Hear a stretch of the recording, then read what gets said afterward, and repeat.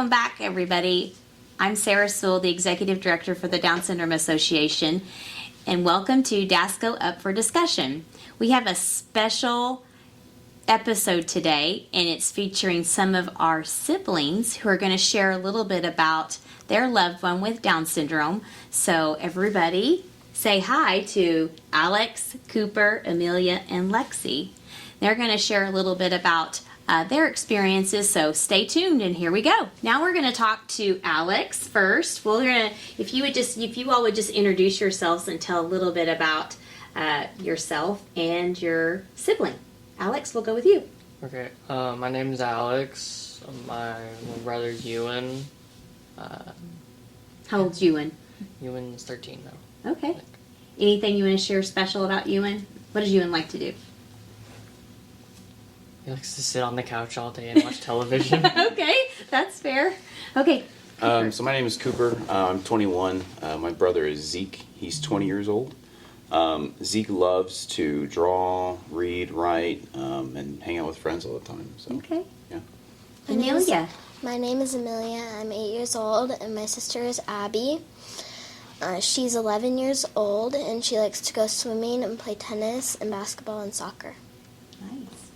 My name's Alexa. I'm 15. My sister is Coda, and she's about to turn 5.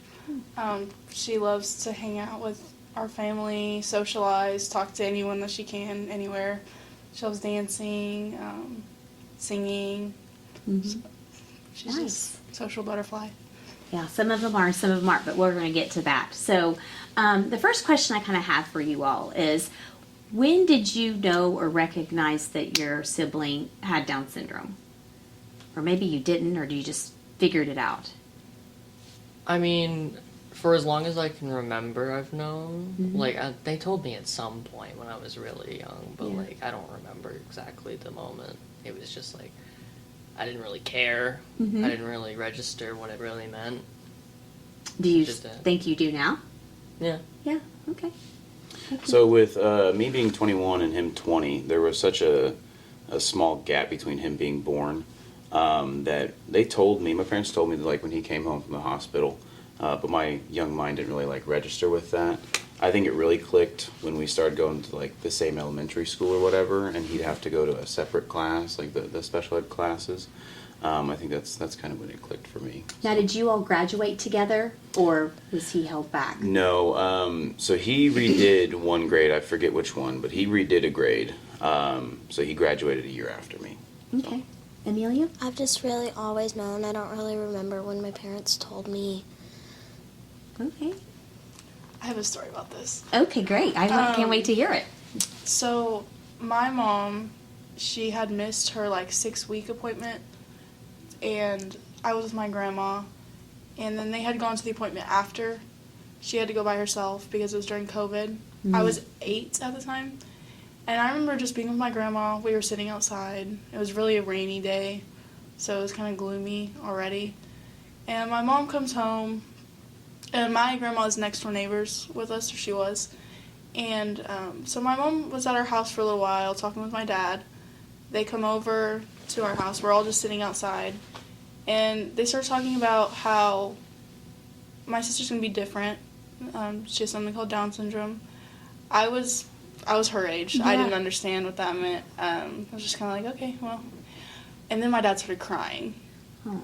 And that's when I realized, this is going to be kind of a big deal. Mm-hmm. Even not understanding what that meant. I knew that she was going to be different. Mm-hmm. There Did would that be- scare you a little bit? Oh, yeah. Yeah. That was the first time I ever saw my dad cry. Oh. So I think that's why I remember it so, vividly. Mm-hmm. So, yeah, it was really scary. And my mom is, the strongest woman I know, but I could tell even then she was scared. And so I think it terrified me a little bit. Yeah. But at the same time, my parents were so reassuring, and I knew that we were going to be able to get through it, and we would all be stronger because of it. Yeah. Thank you for sharing that. Mm-hmm. We talked a little bit earlier about your loved one having any health issues. Does anybody want to share any stories about, when your sibling had to undergo a surgery or have any kind of a procedure, because that's very common and happens a lot amongst us, and maybe even what emotions you have with that. So you sound like you want to go next. Sure. So, Coda, when she was born, she only had one working kidney. The other one didn't really function, like, at all. So she ended up having to have a surgery on it to get, like, a hole in it. And she has I think it's, like, a nephrostomy bag. Okay. And so she has a pee bag, basically. It was wrapped around her body. And I remember always we would have to play very, like, gently in case we accidentally hurt her or hurt the bag or, like, hurt where it was opening in her stomach. Yeah. And then her tubes. She just got hearing aids. Okay. She has a little. How's that going? It's good. She's she wore them today. Oh, good. So we were very proud of her for that. Yeah, that's awesome. But yeah, her complications haven't been too bad. Okay. She's really tough. Amelia, do you have a short story to share about Abby? Yeah, she has had 2 heart surgeries. One I can't remember. Her first one I can't remember how old she was, but her second one she was 2 years old. Mm-hmm. She's had a lot of respiratory. That's a big word for an Yeah. 8-year-old. Yeah, I know you've been to the hospital with Abby many times. What's that like when you have to go when she's Really in the hospital? Just really scary. I'm worried Yeah. about her. Yeah, but she's always came out like a trooper, hasn't she? Mhm. Yeah.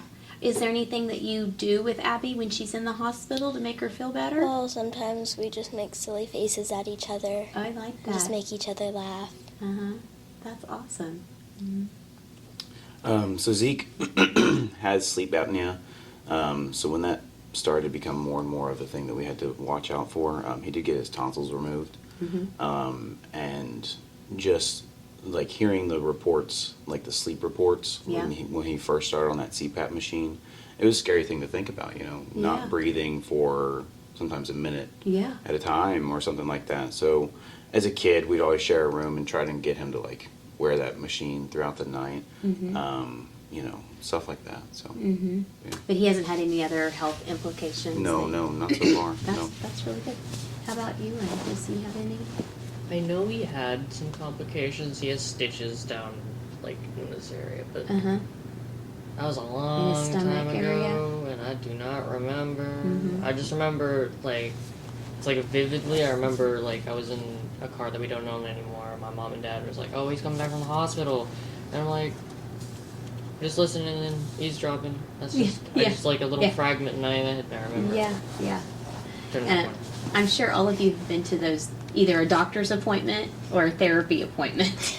Numerous of appointments with your sibling, and have probably heard big terms like Amelia just said about respiratory, and I'm sure those things you're going to just learn. I mean, it's just learning about life and things. So let's kind of dive in, and we'll switch subjects for a minute and just share a little bit about a quirk or something that your sibling does that it can annoy you. That's perfectly fine. We're transparent here. Or something that you're like, wow, that's so amazing, and it could be both. So, Alex. I mean, he doesn't. I wouldn't call it a quirk. It's more like just something he does every morning. Yeah. It's like we have a bunk bed, and he's on the bottom, I'm on the top.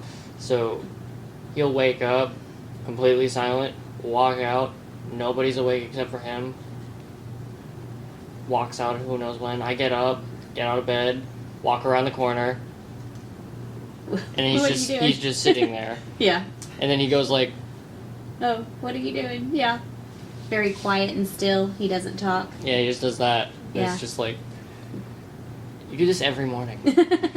That's kind of his routine then, huh? hmm To kind of go through and Every just time. sit still. I like it a lot when I wake up before him and I'm like, it's my turn to do this. Oh, nice. Now I get to do this. Getting back for a little bit, huh?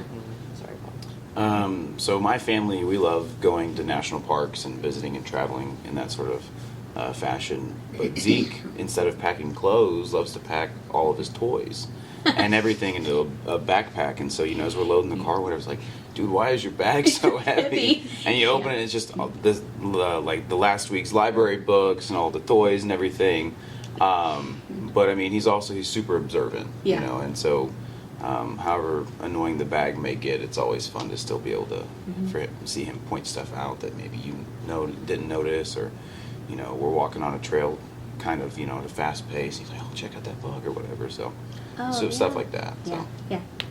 What about you, Amelia? Abby's just really funny. She just makes up all these like silly games. Uh-huh. She's really enthusiastic. We like going on trips. We took a trip to the Grand Canyon and saw a scorpion in July for her birthday. Okay, that's fun. Yeah.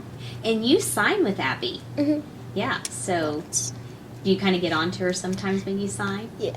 Do you ever tell her to stop it or let's go? Yeah. Yeah, I get it. That's so cool. What about you, Alexa? Coda carries around makeup brushes everywhere. Like, she has a whole bag of them. She decides which makeup brush she's going to take to school every morning. We have to tell her she can only take one. She's not like that. So is there a certain kind of brush type? Like, does it have to be really, really soft, or is it She loves the soft the ones. real soft ones? Yeah, and those it's ones are a her certain favorite. size? Like, No. so any brush? She just likes when they're really soft. She just likes to pet her face with them. Yeah. Or pet your face with them. Yeah. So does she wake you up with that? Oh, yeah. It happens a lot. Yeah, I can see that. Any fun stories that you all would like to share about your sibling? Like a great memory that you hold right now? I have one. When we went to high school together during COVID, the school said, you have to wear COVID masks.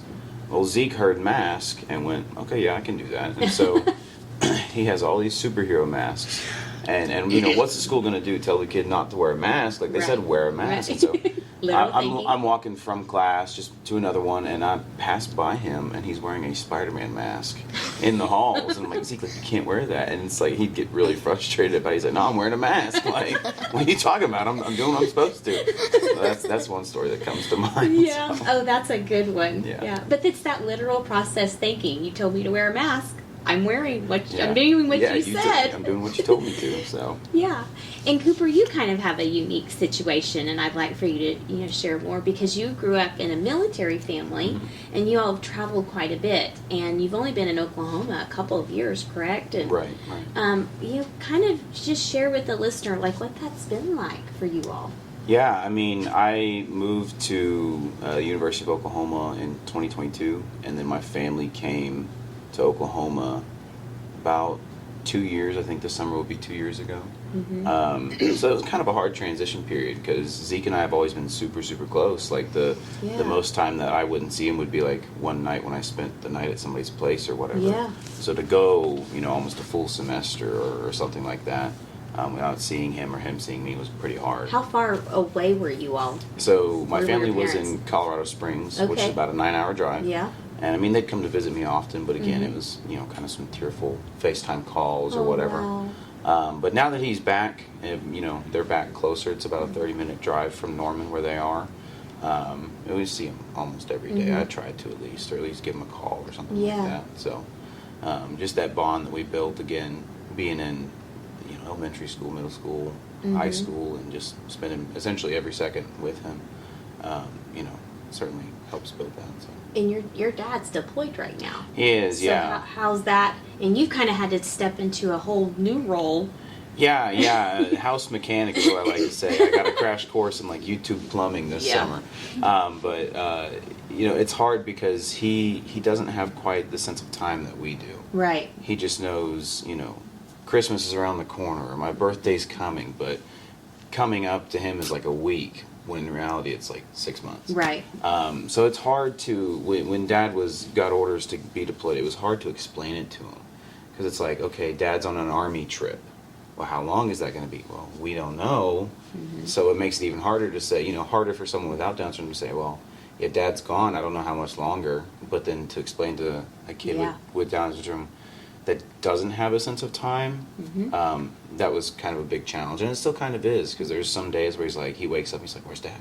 Yeah. Like, how long Army trip? And it's like, I don't know, bud. Like, I wish I could tell you. And I wish I could tell you in a way that, you'd understand and can, process. Because, there's some days where it's even harder for me to process. Right. So I can't imagine. it's hard to take the information myself and then give it to him in a way that he can digest, too. So Because you have other siblings as well. I do, yeah. Yeah. I've got 4 younger siblings. It's me, then Zeke, then my sister, and then my 2 twin brothers. So. I know one thing your mom told me that she tried to do for Zeke was to explain the deployment process was putting a jar of hugs and kisses. Yeah. And he gets a hug and a kiss every day from your dad. Yeah, yeah. And he told your mom the other day, he said, it's not getting smaller. Yeah. Yeah. So he thought it would kind of dwindle down, and it's not. It's hard, yeah. So we got jars, and we put Hershey Kisses in them as like a countdown jar. Mm-hmm. And one of the fatal flaws of the jar is once it gets low, you have to refill it because Dad's still gone. There. Still Yeah. gone. But I mean, it's a great idea, and it certainly works. But taking 1 a day is hard. Because you want to take 20 a day, you want to take 50 a day. Yeah. But you can only take 1, and so it's hard. It's a good way for him to understand that time because the jar's still full. But again, it is hard to just take 1. So. Do you get to talk to your dad much? We do pretty often. A lot more than I think maybe we all expected to. That's cool. FaceTime has been a savior. It's hard sometimes because the signal's bad, so it's a little grainy. Yeah. But it's been good so far. We're certainly making do where we can. Yeah, So. well, we appreciate your dad's service, and gosh, I know you've really had to step it up, and we've helped you guys out to get Zeke on an emergency waiver so that you can become his HTS finally, absolutely. and that's been kind of nice. But yeah, okay, we'll move on down to Amelia. What's a great memory that you have of Abby? Just sometimes she'll just tell me like sometimes we're meeting new people and she's like, and I'm just like shy and not talking to people that much, and then Abby's like, hi, my name is Abby, and this is Emia, and then I just kind of warm up after she talks to them for me. Yeah, well, that's nice. She's very social then. She's the introducer then of the family. Do you have a fun story about Coda? I feel like you do. Yeah. I mean, I feel like my favorite would just be the way she wakes me up every morning. Yeah. She just opens my door, turns on my light, walks in. I'm like, Coda, get out, turn off the light. I want to go back to sleep. Makes her laugh. And Yeah. then she obviously leaves the light on and comes and crawls into my bed. Yeah. She'll usually pull the covers off me and tell me to get up in her own language. But we understand what she's saying. Yeah. Or she'll just start petting my face, or she'll slap me in the face. Yeah. She just wants me to get up, and I'm like, no. But it's always the best way to wake up in the mornings. Do you all feel like you really kind of have that intuition and you kind of know what they're thinking?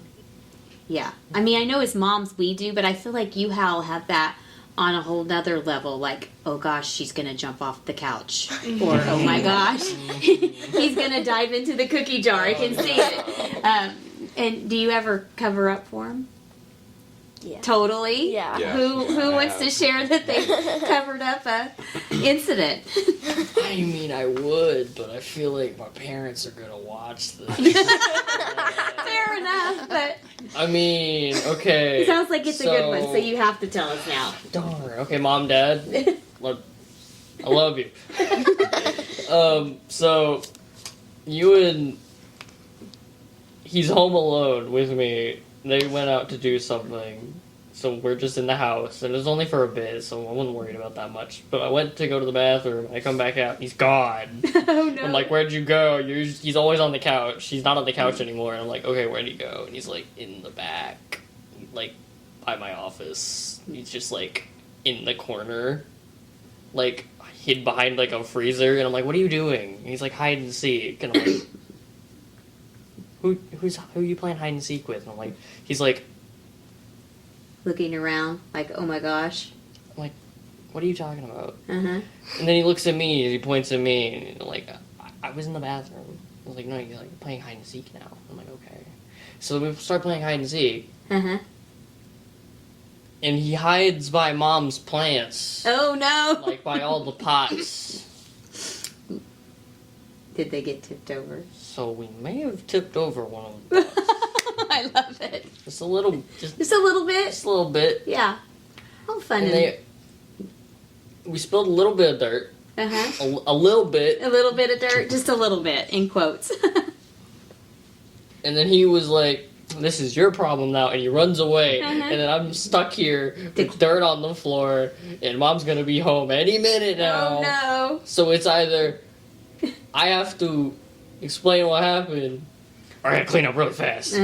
So one of mom's pots is currently missing a good Chunk of dirt. chunk of dirt, unless she fixed it, which maybe she did. She probably did. Yeah. But it wasn't me. It was Ewan. But you cleaned it up for him. Oh, that's... He ran away. Yeah. He was like, I'm out of here. I'm out of here. This is your problem now. Yeah. Like, Cooper, have you covered for Zeke A few before? times, we all have an affinity for certain foods, and his is ice cream sandwiches. And Mom will go to Brahms, and you can buy a box of them for the family. And with 5 kids, she buys 10 maybe boxes? 2 boxes at a time or whatever. And you go out and go, whoa, some are missing. If Zeke was ever a thief, he would be a bad one because he leaves a trail behind. And so there's always you can go out, and it's always funny because we have the deep freeze where all the ice cream sandwiches are, and then our exercise equipment. And he'll sit on the exercise equipment to eat it, and then he'll leave his trash on the exercise equipment. And he'll be like, oh no, that was mine. Just try to bail him out a few times here and there. Yeah. So. Oh, so he doesn't get in trouble for eating all the ice cream sandwiches? No, not as often as he should, But he probably goes back and tells on himself, too, afterwards. I mean, yeah, when he leaves his trash and nobody catches it beforehand. Yeah. So. And then you have a good story we've covered for Abby? A lot of times I've covered for her not brushing her teeth. Oh, yeah. Or brushing her hair. Do you just do it for her sometimes or help her? I try to, but then she runs away and hides. And I'm like, where are you? Yeah. That's a good one. How about Coda? So we've had to get a fridge lock for our fridge so she can't open it. Sorry, Mom. I open the fridge lock a lot and give her food out of the fridge. Yeah, you do. Or if she has had her fair share of candy, I would give her some of mine. Give her some more. And usually I just don't tell. Yeah. I've witnessed that at my house too. Where, sounds like you guys are just as sneaky as they are. So, kind of share with us a little bit. Siblings play such an important role. I mean, you all are the second caregivers sometimes, and ultimately will become the caregivers. In the future. And I always tell my kids, this is just the hand that we were given and the deck of cards we were given, and we're gonna run with it. It's not that it's a bad thing, but we got to prepare you as parents to make sure. So what do you think that future looks like for your sibling, and where do you see your role going? Alex? I mean, If your parents talk to you like, hey, you're going to have to take over some things. I mean, yeah, they have. I mean, in my experience with Ewan, he's never really needed too much out of me. Yeah. He knows exactly what I mean, when we had to teach him everything for the first time, that was like, he was high maintenance, but now that he knows basically everything he needs to do to exist, it's more like, hey, you want some juice? He's like, yeah. Or he's like, you want some of this? I'm like, yeah. It's like more like it's like, what would you do for your friend if he was staying over at your house, basically? Because he can do everything else. Yeah. That's good. I mean, he can't cook, but that's what I'm doing. Yeah. I'll get there when So I you'll get cook there. for him. I'll cook for him. We'll get there when we get there. But Yeah. He can't cook right now. That's what I always say. We're not able to do that yet. Who knows what we might be able to I don't know do. if I want to trust him near a stove. I mean, I like my house, man. I don't want it to go burned. I mean, we get there. Well, when now we get there's there. safe homes. You've got all the adaptive equipment so the oven and the stove shuts off. You're not standing in front of it for 5 minutes, so. Yeah, what if he's standing in front of him? True. But all things to work on. Cooper, what about you? Where do you see your role in Zeke's outlook? I feel like a lot of siblings kind of find themselves at some point in a place where it's like, not wanting to think that their sibling with Down syndrome is a burden, but feeling like, how is this going to affect my life? And so I feel like a lot of, I've had that scenario when I was younger, and it's kind of come to the point where like, yeah, I have my dreams and my aspirations, but why can't he be a part of those? Yeah. And why can't we incorporate him into those sort of things? Like personally, I want to go to law school and I want to become a lawyer. So why can't, we find ways that he can do that? Yeah. Or something like that. And of course, not to make my dreams his own, but at least giving him opportunities and avenues to where he can still thrive in places, and it doesn't, there's no need to feel guilty or burdened about it. I think yes, it's a good way to say we've been dealt a certain deck of cards, but I think even more so looking at families that have a sibling or a kid with Down syndrome as a way of like a dandelion. You blow a dandelion and the seeds go and they grow another one. And so I really think that that's the best way to look at it. Is I don't know what his future looks like. All I know is that it's going to be a good one. So that's the way I see it. Yeah. What do you think, Abby? Or Amelia for Abby? I don't really know. You just love being with her, right? Yeah. She's like your best friend. Yeah. Yeah. You all have such a special bond. And you've been coming to the Down syndrome office since you were born. Yeah. And Abby doing tutoring. What do you think about that? Do you think tutoring's really helping her?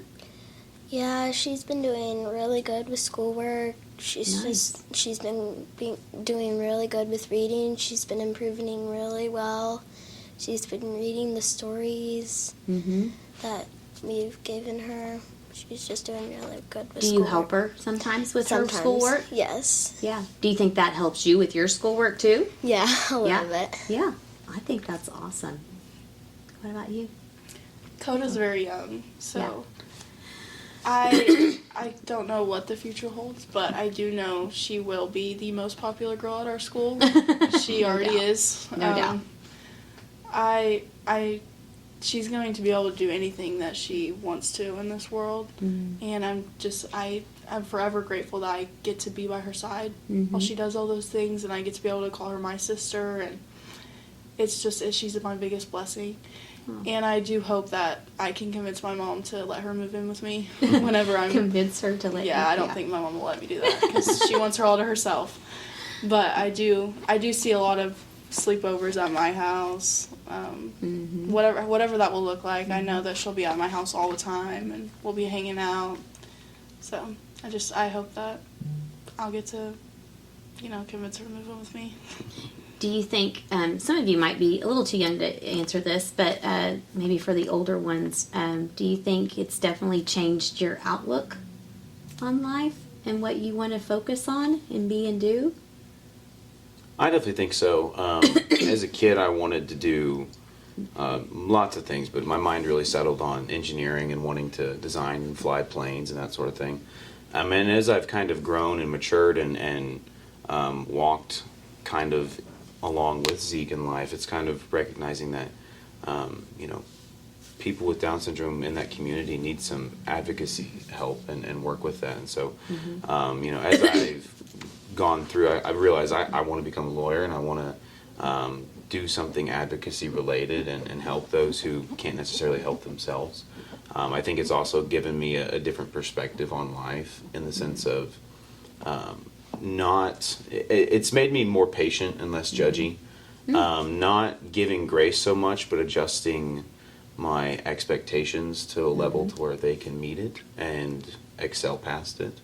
I think that's how it's helped me mature, and he's definitely taught tons of other people that same thing. It's not in a seminar, it's just being his friend and that sort of thing. So That's awesome. I know you want to, Alexa, want to be in the medical field, right? Yes, I've always kind of wanted to be in the medical field, but it wasn't until about, I'd say, a year or two ago, I really set my mind on pediatrics. Yeah. Specifically, I would love to work with children with Down syndrome. I would love to talk to their parents and be able to give them a different perspective than what some parents are given. I want them to know that this is a blessing. It's not something you should be terrified of, or you should feel like it's a burden. It's a blessing. It's something that so many people don't get to experience, and you getting to experience it, like, this is something you should be grateful for. and I want to be able to impact their lives and help them, and I do want to be an advocate as well, just in any way that I can. Do y'all see your parents differently because of your sibling with Down syndrome? Do you see them with any struggles and sometimes think, oh, I gotta help with that? Anybody want to share I some? mean, I used to think, because they spent a lot of time working with you and for a really long time. I don't want to say I was jealous of Ewan, but like, there was a lot of times where I'd do something that I was really proud of, and then Ewan would do something a lot more minor in my eyes, and Yeah. they would just completely forget Yeah. about what I did. Yeah. I'm not trying to be mean, No, but that's it's just fair. what it was. I It think was like, we hear that a lot. Would you all agree? like, Yeah. now that- yeah. like, See, they're all shaking their now head. that I've grown up, I'm like, I get it, I understand, but it's like, it just kind of sticks with you. It kind of stings. Yeah. Yeah. But like, Like, pay attention to me. understand that. I'm just as important, right? mm-hmm. Like, I That's don't know how fair to. say. I don't know how to explain it. It's like, Did y'all kind of feel the same way? Was there times that? I used to when I was younger. Yeah. I used to when I was younger, but now I think it's more of just like it's they're happy for you and they celebrate with you. It's just more coming from a different view and a different standpoint. It's not that they're less happy or anything. Right. And it's helped me have a little bit more patience with my parents. Me being the oldest of 5 siblings, Yeah. that alone is Yeah. a lot. And then throwing a brother with Down syndrome. So it's just like having some more patience with my parents when I was younger, and then now through that, and understanding and giving grace through that. So Abby, what about you? You've seen your mom and dad when Abby's been real sick. How's that make you feel?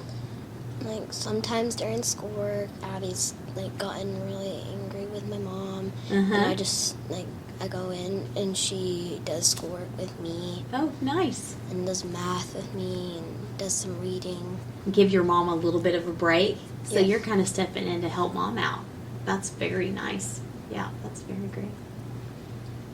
I feel like a big part of what struggles my parents go through is all of the different surgeries, doctor's appointments. Yeah. I do a lot of sports. My middle sister does a lot of sports, and so Coda, she does gymnastics, ballet, anything really. It's hard for them to manage our schedules, and my mom can get really like frustrated and stressed, and I feel like it's kind of I do my best to help, but sometimes I feel like I'm not doing enough, but there's only so much you can do. But I know that it's hard, and there's a lot of stuff that you need to kind of think about all the time, and doctor's appointments are a big deal. Do you think that having your siblings kind of made you grow up more than your peers? Yeah. Because I'm sure, I mean, I've heard this from my kids that, they just don't understand sometimes, the little things are the big things in our world. And, yeah, we have a whole different outlook on what therapy really, how important those are. And if you miss it, what that could be a setback. And then, of course, the stress levels. I mean, would you agree they're kind of a little more elevated in your families? I know yours definitely has to be, Cooper, Yeah. right now. But yeah, so any tips out there for siblings that might be listening of how you all cope and manage through that? I think don't push your sibling with a disability away, with Down syndrome away. That's only going to grow resentment. And if your parents are stressing and struggling, at least the first day I got my license, my mom made me take my brother to the movies. So, That's awesome. once you get your license and Go. you can drive, like take them out, and go do stuff with them. That helps alleviate stress off your parents. Incorporate them into your friend groups too. Zeke has an air mattress at my apartment, and he stays over all the time. So stuff like that, take him out, take them out, do things like that, or simply asking your parents what you can do to help. It may not even be something regarding your sibling, but just doing the dishes or cleaning. Like, just those small things can help alleviate on a long day. So. Mm-hmm. Anybody want to add to that? My favorite thing is being at one of my volleyball games or out in a social kind of area. I'll just take Coda and we'll go off and we'll go talk to people, make friends. Or if my friends are around, I'll just take her with me to my friends and we'll just talk and kind of let my mom or my dad, whoever's there, just kind of do their own thing. Especially if she's being much and she's being a little bratty.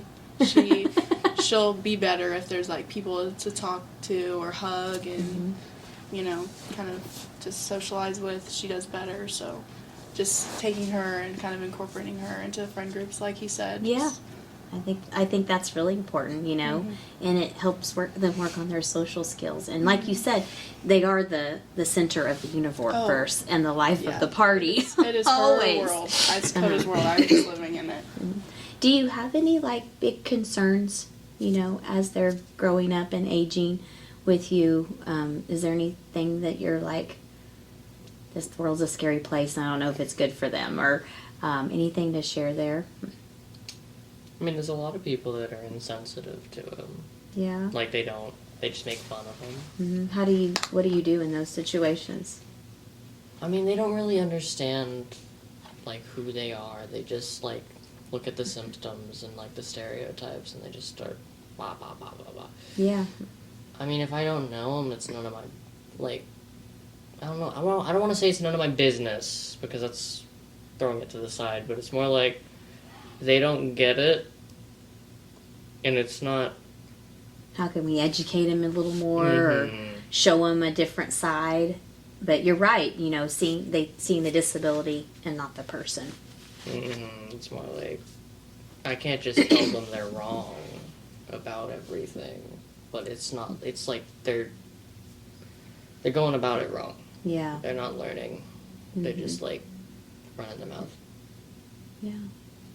Yeah, the older that Zeke's got and the older I've gotten, it's more transitioned away from like picking fun and bullying to more of like a assuming, so kind of what you were saying, assuming that he can't do something because of Down syndrome without giving him the chance or the opportunity. Assuming that, you know, he wouldn't be a good fit somewhere without seeing him first. So I definitely think that's kind of something that I'm a little nervous for him in the future. Is knowing that he can do something, but somebody not affording him that opportunity. So. Do y'all feel like you're in protect mode all the time? I feel like so, and I try not to be, because I don't want to be a, you know, helicopter brother sort of thing. 'Cause he's got it's his life too, and that's he's got his dreams and what he wants to do, and so. You know, but again, there's people out there that don't want to see him flourish and don't want to see him do good, or maybe they do, but they don't know how, and so it's helping those people out too, find ways for people with disabilities to grow and become the best that they can. So, You know, as you all are aging with your sibling, we're always going to be here. You know, I tell everybody the Down Syndrome Association will be here long after the parents are, and we're always going to be a resource to you all. And things are going to change and evolve and hopefully get better for our loved ones with more opportunities and resources. So just know that, you know, even if you don't live in the state of Oklahoma, there's one somewhere that you can latch into. And I think those connections, you know, you all have obviously made those connections here because your parents have, and so that's awesome, and I just hope that you continue that. Before we go, I want each of you to tell me one word that describes your sibling. Patient. Inspiring. Enthusiastic. Loving. Nice. Well, guys, thanks for listening to DASCO Up for Discussion. Until next time, keep advocating and keep listening to our podcast. Thank you so much. Bye.